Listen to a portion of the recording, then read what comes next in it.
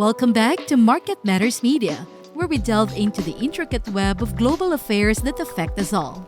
Today, we are unveiling the hidden puppet master orchestrating events behind the scenes, influencing governments, mainstream media, and the very fabric of our economies.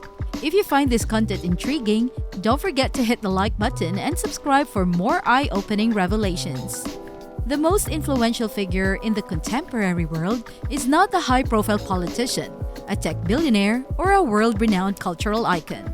Instead, it is an enigmatic and less publicly recognized individual named Larry Fink.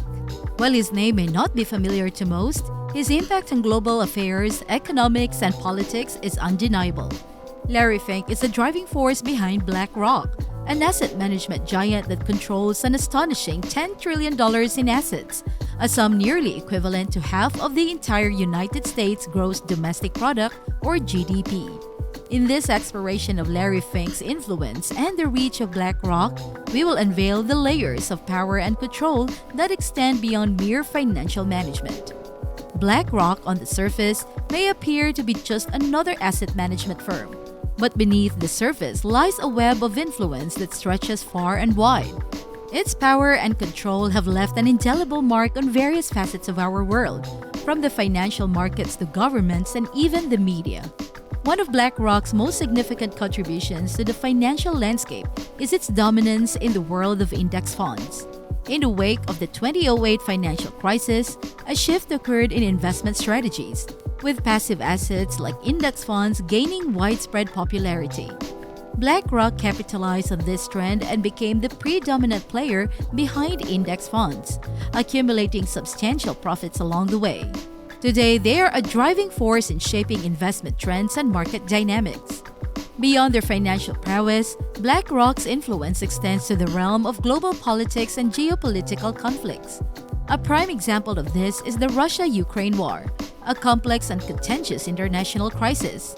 Surprisingly, it was not the leaders of nations who first publicly addressed this issue, but Larry Fink himself. His statements, made months before official government positions, mirrored the eventual stance of the Biden administration. The question arises, how does a private individual like Larry Fink hold such sway over global affairs? The answer lies in the meetings that took place between Larry Fink and key Ukrainian officials, including President Zelensky. These meetings led to BlackRock being declared the advisor for Ukraine's investment framework, essentially granting them control over Ukraine's financial destiny.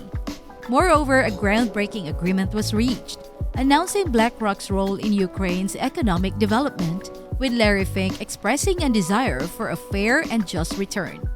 This marked a significant shift in the geopolitical landscape, with a private entity exerting substantial influence over a nation's financial future.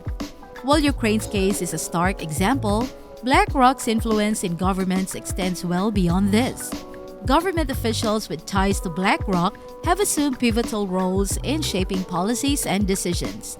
Notably, Ron Klain, a senior advisor on the Russia-Ukraine war for the Biden administration, hails from BlackRock ranks.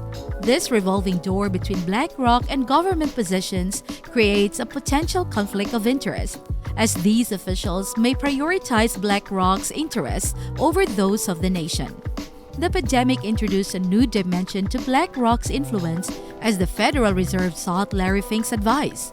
This consultation resulted in the Federal Reserve's decision to purchase corporate bonds and corporate bond ETFs, a historic departure from their typical practices. What makes this move particularly significant is that BlackRock owns several of the ETFs purchased by the Federal Reserve. Consequently, BlackRock's share in the corporate bond market surged from 51% to 56% in just 3 months. While BlackRock has asserted that it waived fees on the Fed's holdings, it continues to profit from other investors pouring into BlackRock ETFs due to their association with the Federal Reserve. However, the financial crisis of 2008 serves as another critical chapter in understanding BlackRock's influence. Amid the turmoil of banks collapsing and mortgage-backed securities unraveling, BlackRock played a pivotal role in facilitating the bailout of financial firms. What makes this scenario particularly troubling is the conflict of interest at play. The same firms that the government wanted BlackRock to help rescue were the very firms in which BlackRock held massive amounts of shares. This situation raised ethical questions about the alignment of interest between BlackRock and the broader financial stability of the nation. BlackRock's influence isn't limited to the financial sector. It extends into the realm of environmental, social, and governance or ESG movements. Larry Fink has strategically used BlackRock's clout to push companies towards higher ESG scores, thereby increasing fees and profits. This has led to companies making public gestures in support of social justice causes and environmental initiatives. While these actions may appear altruistic, they often serve BlackRock's primary goal of boosting its own financial gains. Moreover, BlackRock's control over voting rights and pricing power within the companies it invests in gives it a strong say in corporate decisions.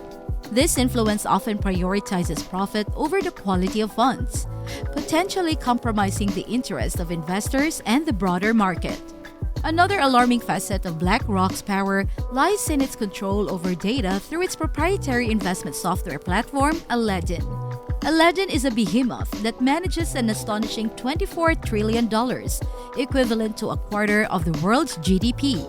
It aggregates data from various sources, providing BlackRock with unprecedented insights into global financial markets and individual investors. While data is often touted as the new currency of the digital age, BlackRock's extensive access to data raises concerns about privacy, security, and potential misuse. BlackRock's expansion into China adds another layer of complexity to its influence.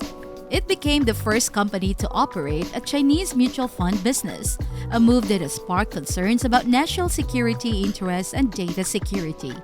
The partnership between BlackRock and China, an authoritarian regime with a history of human rights concerns, raises ethical and geopolitical questions. Perhaps one of the most unsettling aspects of BlackRock's influence is its control over governments through the purchase of government bonds.